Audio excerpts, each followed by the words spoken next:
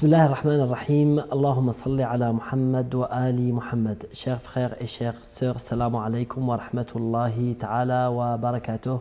Et bienvenue avec nous dans cette émission spéciale pour les jours de deuil de Fatima Zahra. Que la paix soit sur elle.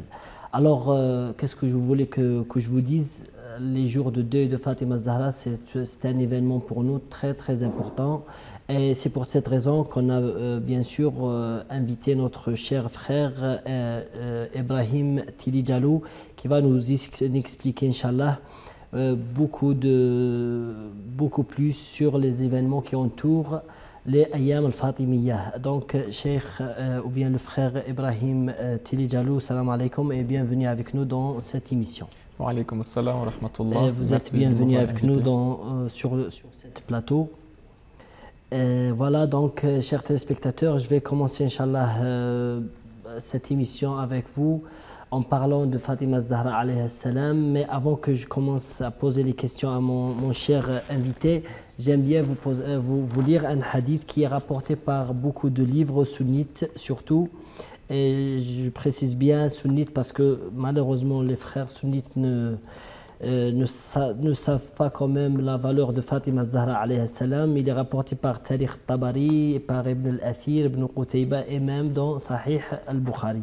Donc le hadith il dit: quand Omar est venu à la porte de la maison de Fatima Zahra alayhi salam, il a dit: par Allah, bien sûr dans les livres sunnites n'écrivent pas alayhi salam. Bon, il a dit: par Allah, je brûlerai complètement la maison sur vous, à moins que vous ne sortiez et donniez le serment d'allégeance, bien sûr, entre parenthèses, à Abu Bakr. Donc, voilà, j'ai cité ce hadith parce que vraiment, ça va vous donner quand même une idée sur Madloumiyat al-Zahra, sur l'injustice appliquée sur Fatima Zahra alayhi salam. Et bien sûr, je tourne à mon frère ou mon cher invité, Monsieur Ibrahim Tilijalou. Donc, après avoir vu ce hadith, vous savez très bien que nous sommes en train de parler de Fatima Zahra alayhi salam dans ces Ayyam al-Fatimiyya, à partir de ce 10e Jumad al-Awwal. Inch'Allah, nous allons essayer d'aller jusqu'au 20e. Et bien sûr, dans le Jumad al-Thani, on va parler, Inch'Allah, sur Fatima Zahra. Donc, d'après vous, c'est qui est Fatima Zahra alayhi salam? J'aime bien que vous expliquiez ça à notre cher téléspectateur pour qu'il sache qui est Fatima Zahra, la fille du prophète sallallahu alayhi wa sallam. Merci bien, mon cher frère Ahmed, de cette invitation et merci d'avoir choisi ce thème. Merci aussi de la question. Inch'Allah ta'ala, je dis Bismillahir-Rahmanir-Rahim, Alhamdulillah Rabbil Alamin. ثم الصلاة والسلام على حبيب قلوبنا وطبيب نفوسنا أبي القاسم محمد وعلى آله وأصحابه المنتجبين ومن تبعهم بإحسان إلى قيام يوم الدين. السلام عليك يا مظلومة، السلام عليك أيتها المغصوبة حقك، وعلى أبيك وبعلك وبنيك وسر المستضعفيك. نسأل الله تعالى أن يرزقنا شفاعتك يا ربي وجميع المسلمين. آمين. Chers frères et sœurs, chers téléspectateurs, je vous dis Assalamu alaikum wa rahmatullahi ta'ala wa barakatuhu. Et avec la permission de notre présentateur, je vous souhaite la bienvenue à cette émission qui est consacrée, comme il a bien dit, au jour de deuil de notre chère mère, notre chère, disons, guide, Sayyidah Zahra alayhi salam. Et ces jours, comme il a déjà dit, ce sont des jours qui sont très fondamentaux pour tout musulman, quelle que soit sa secte, quelle que soit sa philosophie. Parce que Sayyidah Zahra alayhi salam, comme vous le savez, elle est la fille du prophète sallallahu alayhi wa sallam. Et parmi tous les enfants du prophète, elle a été la seule à avoir survécu après le décès du prophète Muhammad sallallahu alayhi wa sallam. Le fait qu'elle a eu à survivre après le prophète n'était pas un fait de hasard, c'était une sagesse, une hikmah de Dieu qui est bien précise. Et nous allons le comprendre, Inch'Allah, au cours de l'émission. Quand on parle de ces jours de Zahra, vous savez, Dieu dans toutes choses, l'action, elle se fait dans un temps bien défini. Mais quand l'action se fait, elle a besoin d'être commémorée, revitalisée après. Cette revitalisation des actions de Zahra, malgré que c'était pendant juste une période très courte de 6 mois, ces actions de Zahra, pour qu'elles soient bien comprises et bien assimilées pour la communauté, il a été nécessaire de créer les Ayyam al-Fatimiyya. Ces jours que nous sommes en train de commémorer chaque année, c'est parce qu'une seule année ne peut pas suffire à Et comprendre. cette spécificité, pardon, ça n'existe pas chez les autres frères des autres écoles, des malheureusement. autres écoles, malheureusement. Et Inch'Allah, nous espérons que grâce à nos efforts, ils pourront eux aussi comprendre et Pourtant, apercevoir cette lumière. ils ne savent même pas certains anniversaires de décès ou même pour les naissances des compagnons, soi-disant. Pour eux, c'est quelque chose de saint et Oui. quelque chose d'important, mais malheureusement, ils ne savent même pas. Donc, pour nous, c'est un peu différent, Oui, alhamdoulilah. oui, alhamdulillah. Et ce devoir que nous sommes en train de poser, que Dieu fasse qu'il ait des échos et que les autres aussi puissent comprendre et finissent par faire comme nous aussi. Inch'Allah. Donc, Inch'Allah, ces jours, quel est leur objectif, ces jours de deuil? Ce n'est pas pour venir pleurer seulement parce que Fatima a souffert, ce n'est pas cela. Fatima, elle a bien souffert, mais dans ses actions, dans cette souffrance qu'elle a menée, Elle a transmis des messages. elle a certainement. transmis un message. Et c'est ce message que nous sommes, nous, les chiites, avons le devoir de décortiquer à l'humanité aujourd'hui. Et d'où l'importance et l'objectif même de l'organisation de ce jour qu'on appelle Ayam Fatimiyya.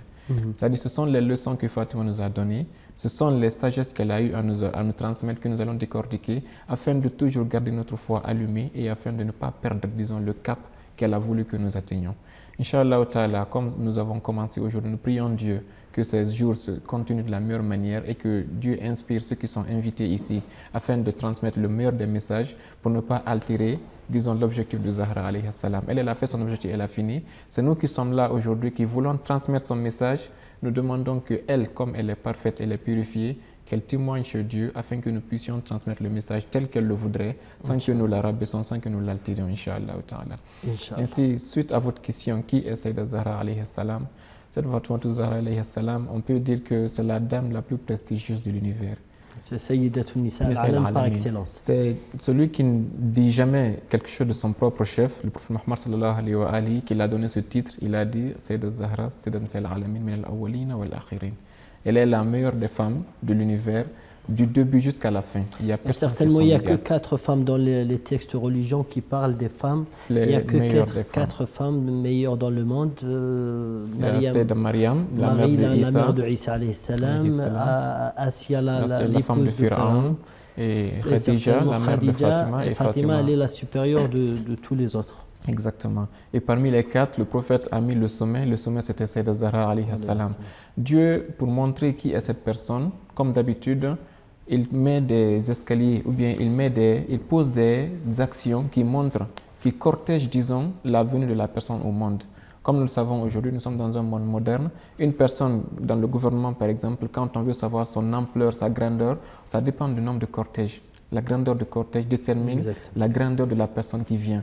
Le cortège d'un préfet n'est pas comparable au cortège d'un président ou bien d'un roi. Certainement. Ainsi, exactement, c'est comme ça que Dieu a fait. Si vous regardez la venue au monde des grands hommes, Jésus-Christ, Nabi Isa alayhi salam, le prophète Muhammad sallallahu alayhi wa sallam, qui est la meilleure créature, nous nous rappelons bien sûr de la lumière qui avait illuminé toute la péninsule arabique pour annoncer la venue du prophète Muhammad. Ainsi, Dieu, c'est dans son habitude que chaque fois qu'une grande personnalité vient sur terre, il pose des signes. Et quels ont été les signes de la venue de Zahra alayhi salam au monde? C'est par cette question que nous allons commencer pour voir exactement comment elle a été cortégée pour venir ici. Nous savions tous que le contexte, disons, historique, le prophète Muhammad sallallahu alayhi wa sallam n'avait pas eu des garçons qui ont survécu après l'âge de 2 ans. Ils sont Tous ces trois garçons ont perdu l'âme. Ibrahim et Abdallah sont tous décédés à l'âge de 2 ans au maximum. Donc les Mecquois, qui étaient une société patriarcale, vous savez, la Mecque, la femme n'était qu'un objet à hériter. Elle n'était pas sujet. Elle était considérée peut-être moins qu'un animal, malheureusement. Exactement, malheureusement. Et le prophète Muhammad sallallahu alayhi wa sallam, qui se réclamait être l'ami de Dieu qui a créé tout l'univers, voilà que ses 3 fils sont décédés. Donc les Mecquois ont dit, nous on ne comprend plus, qu'est-ce que tu nous racontes? Nous, dans notre philosophie, quand on n'a pas laissé un héritier, disons, masculin, c'est que sa lignée est éteinte. Donc, ils lui ont dit que vraiment c'était la cause quand même de la descente de Surat al-Kawthar. C'est là que je viens. C'est pour dire que c'est Dieu même dans le Saint-Coran. Nous savons que le Saint-Coran est le message le plus important de Dieu. Et il a adressé ça à son ami, le meilleur des amis qu'il a, Mohammed. Et il a écrit ça dans sa lettre éternelle, le Saint-Coran, le Surat al-Kawthar. Elle n'a été annoncée que pour qui? Que pour annoncer la venue de Zahra alayhi salam. Donc ce n'est pas une petite personnalité. Si Dieu prend une sourate dans sa totalité, il l'attribue à Zahra pour annoncer qu'elle viendra et qu'elle va fermer la bouche à ces mécréants qui se moquent de Mohammed, ça montre que Zahra n'était pas une personnalité à minimiser. Exact. Ça, c'est d'abord une preuve coranique. Mais dans les faits aussi, il y a eu des preuves. Comment est-ce que Fatima a été conçue? Cet ordre a été délégué à partir du ciel aussi. Ce n'était pas un hasard. Dieu a délégué à l'ange Gabriel, il a délégué au prophète Mohammed, il a dit va dire au prophète Mohammed, je peux lire le texte en arabe si vous voulez, ou bien on le traduit directement en français. Oui, il n'y a pas de problème. D'accord. Il a dit au prophète Mohammed, Ya Mohammed, al-Ali al-A'la yuqrika salam, wa ya'muruka an ta'tazila Khadija, arba'ina ayyam. Ça veut dire? Il a dit, l'ange Gabriel est descendu chez le prophète Mohammed, il a dit, le suprême, le Dieu suprême t'adresse tes salutations et il te préconise que pendant 40 jours, tu t'éloignes de ta femme Khadija. Que tu ne couches pas avec elle. Tu couches pas avec elle. Le prophète a accepté et pendant ces 40 jours, qu'est-ce qu'il a fait? Il s'est dédié à la méditation, disons au culte exclusif envers le Seigneur. Il a jeûné ces 40 jours sans interruption et il a prié toutes les nuits de ces 40 jours pour préparer quelque chose. Pour quelle raison? Parce que ce qui allait se passer était d'une ampleur tellement fondamentale qu'il a fallu que Dieu attire l'attention du prophète et par là de tous les compagnons aussi. Exactement. Et le 40e jour, l'ange Gabriel est redescendu encore. Il est descendu, il a dit aujourd'hui, il a répété la même salutation, le très haut te salue, et il te dit qu'aujourd'hui, tu dois aller voir ta femme Khadija. Mais avant cela, il a dit que Dieu te dit de t'apprêter à recevoir sa salutation, wa tuhfatahu, et son don. Son don, c'était quoi? Son cadeau. Son cadeau. Au moment que Jibril disait que Dieu te dit d'apprêter de prendre son cadeau, automatiquement l'ange Michael est descendu. Il avait quelque chose comme, disons, une assiette pour mieux comprendre aujourd'hui notre jargon. Et dedans, il y avait une nourriture venue du paradis. Il a dit, Dieu t'ordonne de prendre aujourd'hui cette nourriture et de couper ton 40e jour de jeûne avec cette nourriture. Et Dieu a décidé qu'avec cette nourriture, il va créer ta descendance. Tout simplement peut-être pour que cette nourriture se transforme en sperme, bien sûr. Exactement, en liquide séminal et qui puisse être vraiment la source et l'origine de Sayyida Zahra alayhi salam. Et peut-être c'est pour cette raison qu'elle s'appelle aussi Al-Hawra. Al-Hawra, le prophète l'a dit. Parce qu'il a reçu peut-être une nourriture du ciel. Ciel, exactement. Du paradis, bien sûr. Inna Fatima يعني خلقت يعني إنسانية Elle était créée comme, biologiquement comme des humains. Comme humain, mais elle est d'origine hourani, elle est d'origine spirituelle et céleste. Parmi les femmes du ciel et du paradis. Bon, je vous remercie quand même pour cette première partie de notre émission. Donc, nous sommes obligés maintenant de prendre une petite pause. Inch'Allah, nous allons la prendre et après, nous continuons cette histoire et nous continuons, Inch'Allah, à répondre à la question de qui est Az-Zahra alayhi salam. Donc, chers téléspectateurs, comme vous avez suivi, nous parlions toujours de Fatima Az-Zahra alayhi salam et nous allons le faire juste après cette petite pause. Donc, ne quittez pas et restez avec nous.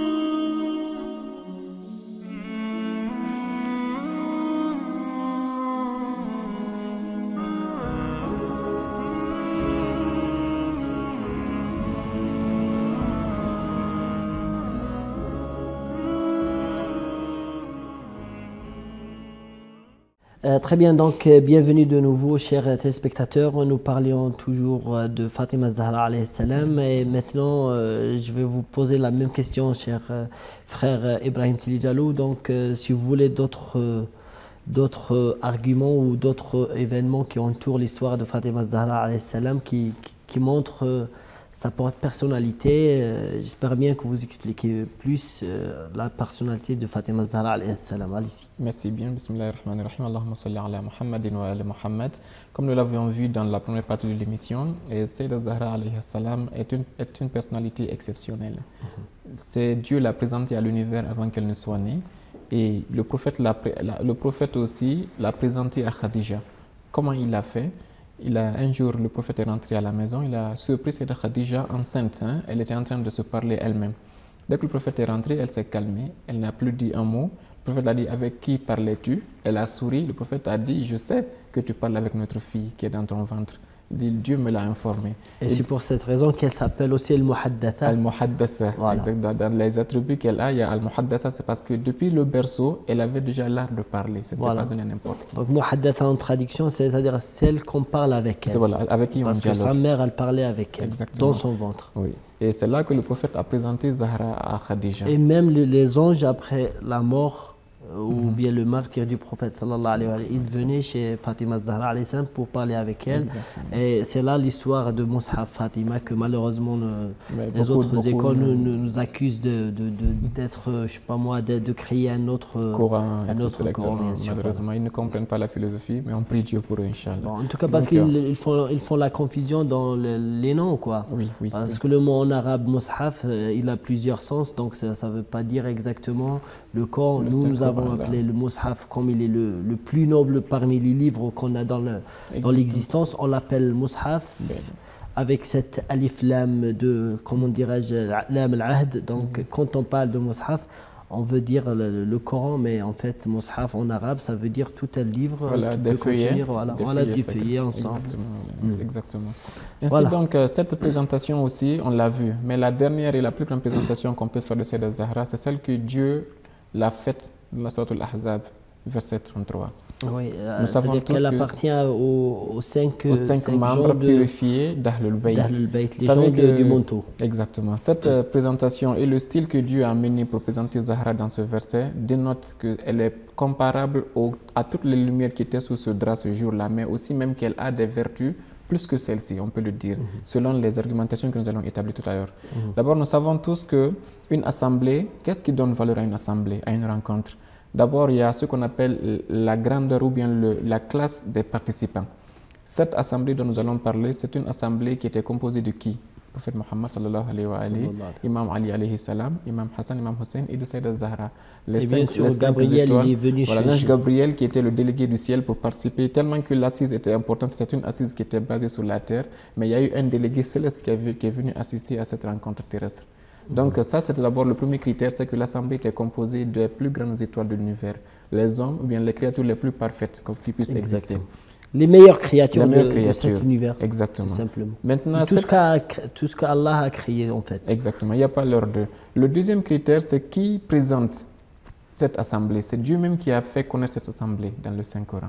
Et troisièmement, à qui Dieu a fait connaître cette assemblée? C'était à l'assemblée des anges. C'est aux anges qu'il a présenté ceci. Exact. Quand on revoit un peu comment ça s'est passé, le prophète, comme on le sait, on ne va pas revenir sur toute l'histoire, Fatima était chez elle, le prophète est venu chez elle, et en fin de compte, l'imam Hassan est venu, l'imam Hussein est venu, l'imam Ali est venu, tous les cinq sont rentrés sous une couverture, on appelle cela Hadith ul-Kissa, c'est connu. Mais quand le prophète a fait ses invocations, regardez la réaction de Dieu. C'est-à-dire quand Dieu a vu l'invocation du prophète, de bénir cette famille, Dieu a appelé tous les anges. Il a dit, Ya malaikati wa ya sukkana samawati, ô vous qui habitez dans mes cieux, ô vous mes anges. Il dit, je n'ai créé ni la terre, ni le ciel, ni les astres, ni les galaxies, ni de l'atome jusqu'à la galaxie, que par amour pour ces 5 personnes qui sont sous ce drap. Exactement. Donc là, Dieu a mis en valeur toutes les 5 personnes. Mais au fur et à mesure que Dieu continue à parler, il va mettre les autres à la marche et continuer à parler de Zahra alayhi salam. Imaginez une assemblée. Donc c'est ça ce que vous voulez dire en fait. Est-ce que vous comprenez? Pour montrer quand même l'importance de L'importance de Fatima Zahra, même parmi c'est qu'elle les fait 5. voilà, exactement. Même elle fait partie des 5, mais aussi elle n'est pas la dernière, elle peut être la première. Pourquoi? Parce que quand les anges ont dit Man hum tahtal kisa, quels sont ceux qui sont sous ce drap? Ils ont Qu'est-ce dit qu'il a dit? Fatima wa abiha wa Et ba'al. il n'a pas dit Mohammed, Ali, Hassan. Il les connaît tous, c'est lui qui les a créés, mais il a dit Fatima. Est-ce qu'après avoir dit Fatima, il a dit Mohammed? Il n'a pas dit Mohammed. D'abord, nous retenons par là qu'elle a été la première à être nommée. Imaginez ça, c'est dans une Ça, c'est délégation, très la important. première personne à être nommée dans la liste, ce n'est pas n'importe qui. Le prophète était pourtant là, mais Dieu a nommé Fatima. Et deuxièmement, elle a été la seule à être appelée par son nom. Après cela, qu'est-ce qui s'est passé? Les autres il les a attribués à elle aussi. Ça, c'est le troisième point. Exactement. Il n'a pas dit, par Abiha exemple, et Abiha, Ba'aliha. Ba'aliha, wa Son baniha. père, son C'est-à-dire mari, toutes les autres ses 5 personnes ont enfants. été attribuées à Zahra. C'est comme si Dieu l'a posé comme le centre du message et les autres étaient les électrons qui tournaient autour du noyau qui était Fatima Zahra. Exactement. Et ça, Ceci, ça ne vient pas d'un être humain. Si c'était un être humain qui avait dit ça, vous pouvez comprendre, mais c'est Dieu en personne qui dit cela. Elle est la première à être nommée, elle a été la seule à être appelée par son nom et tous les autres ont été attribués à elle. Ceci n'est pas donné à n'importe qui. Il a dit Hum Fatima. c'est 5, c'est Fatima. Et même c'est connu chez nous le dua, Allahumma inni as'aluka bi Fatima wa abiha wa ba'aliha wa baniha. On a tiré cette doigt à partir de la parole de Dieu. Voilà, c'est la seule qu'on cite son nom, les autres toujours attribués. Ça montre jusqu'où elle est grande, ça montre que nous, on ne pourra jamais connaître qui elle est en réalité.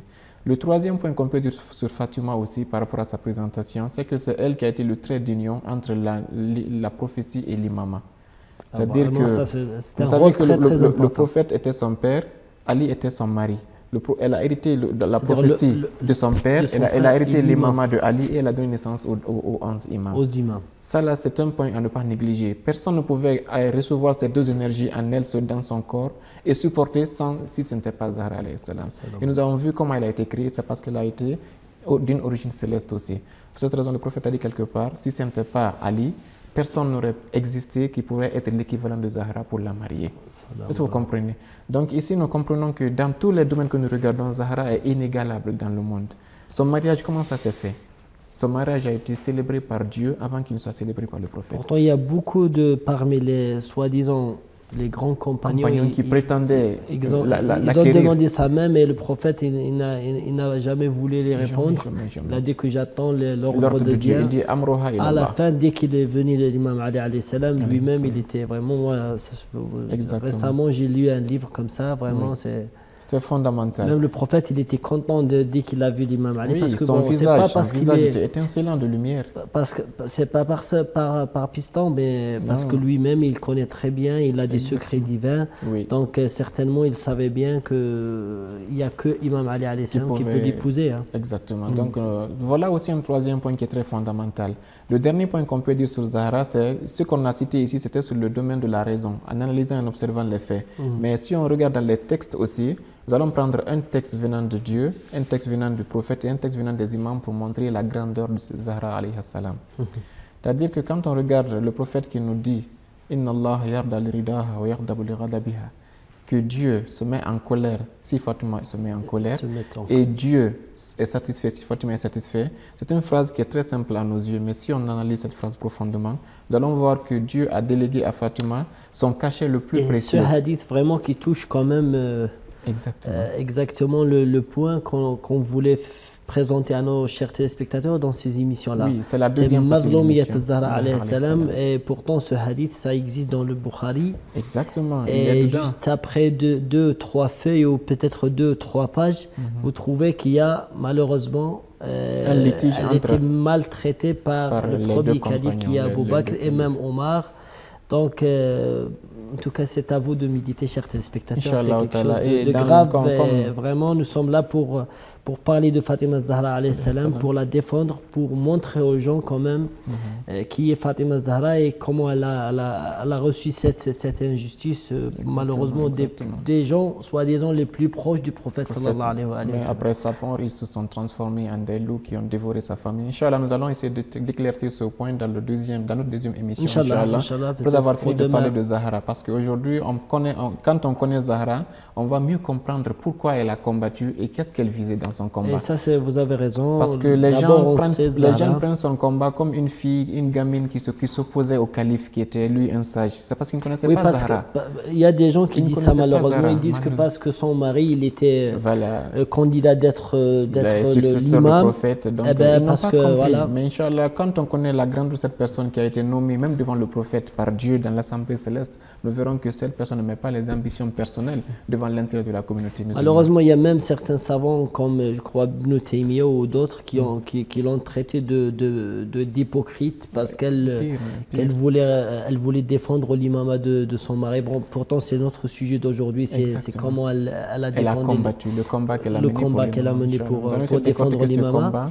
Ça, c'est grave. Hein. C'est grave, Inch'Allah. Et ça vaut le coup quand même d'aller pendant une dizaine ou une vingtaine d'émissions, Inch'Allah, pour qu'on montre aux gens que ça, c'est faux. C'est faux, Inch'Allah. Il faut quand même revoir Fatima Zahra alayhi salam et Ahl al-Bayt en général d'une autre manière. Inch'Allah.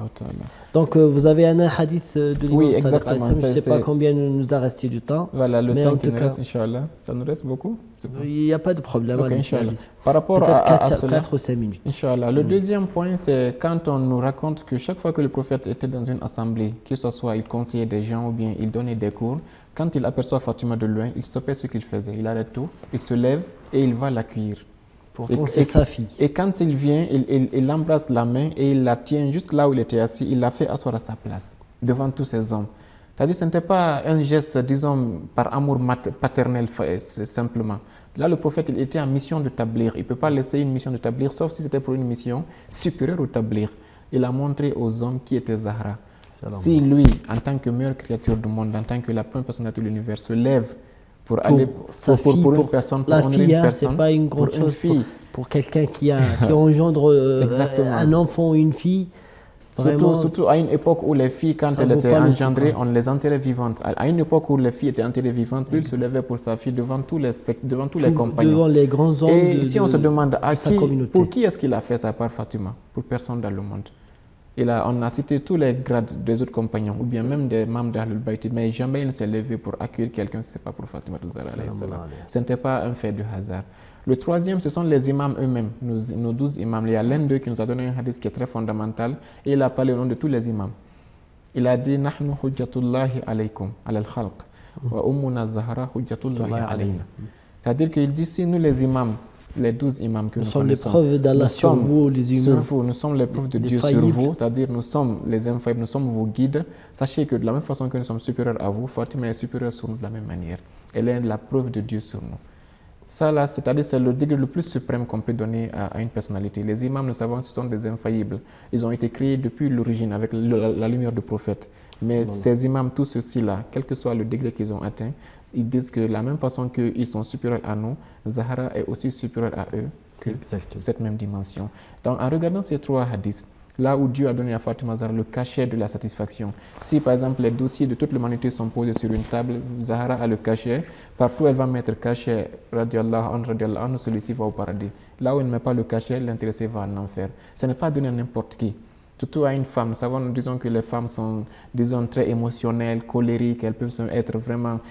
Fatima n'était pas de ce genre. Sentimentale quand même. Sentimentale. C'est pas parce qu'elle rit avec toi qu'elle rit de façon sentimentale. C'est que quand elle rit avec toi, sache que c'est Dieu qui est content avec toi. Quand elle ne te regarde pas, comme elle le fera avec les deux, Abu Bakr et Omar, quand ils viendront lui rendre visite, elle va tourner le dos. Et ça, on peut le prouver facilement. Si vous croyez, je parle avec mes chers téléspectateurs, si vous croyez, surtout les autres écoles, si vous croyez que le prophète est infaillible, donc certainement ce qu'il a dit, c'est infaillible, ça vient du Dieu. Donc lui, il a dit ça, il a dit que ridaha min ridallah, c'est-à-dire sa satisfaction, ça vient de la satisfaction d'Allah.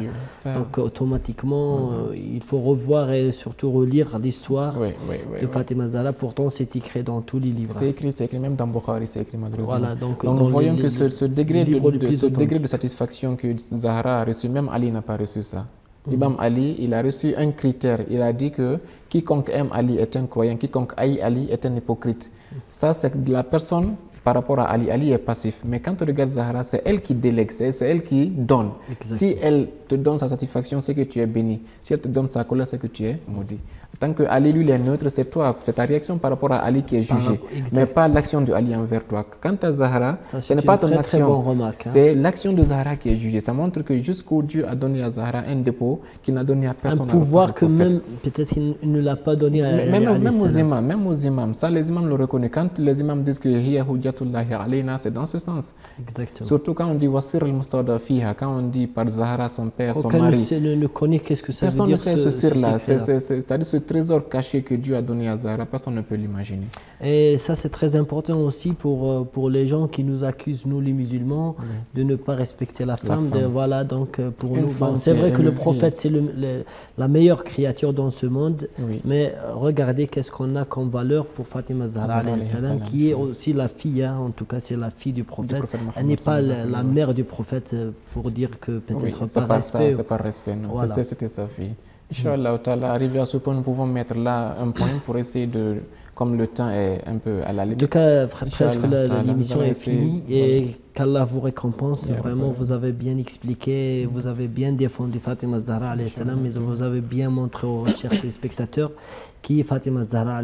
Donc, voilà, je vous donne un rendez-vous pour demain, Inch'Allah. Demain, c'est le 11e de Jumad al-Awwal. le deuxième jour de ces 10 jours de Ayyam al-Fatimiyya. Voilà, donc à demain, Inch'Allah, on parlera plus sur Fatima Zahra alayhi salam, son combat pour l'imama de Ali alayhi salam. C'est pas parce qu'ils sont mariés, on a bien expliqué ça, et demain, Inch'Allah, on verra. Donc, merci beaucoup, et merci beaucoup vous aussi, chers téléspectateurs, de nous avoir suivis jusqu'à la fin. À demain, Inch'Allah. Assalamu alaikum wa rahmatullah.